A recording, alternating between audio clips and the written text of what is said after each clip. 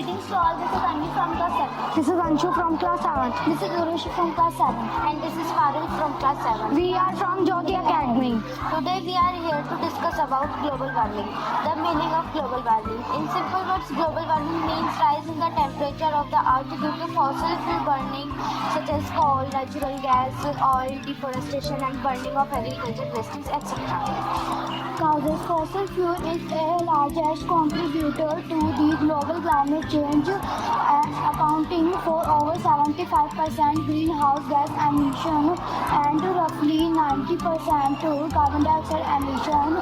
The global temperature has risen by 0.18 degrees Celsius per 10 years. In last 40 years, the global temperature has risen by 1 degree and is projected to increase by 1.5 degrees by 2050 and 2 to 4 degrees by 2100. The last decade has been the hottest period in last 1,025,000 years. Carbon dioxide emission is at highest 2 million years. Consequences of global warming. Following are the consequences of global warming. Increasing global temperature. Oceans are getting warmer. Sea level is rising due to melting glaciers. Every year 1.2 trillion tons of ice are melting.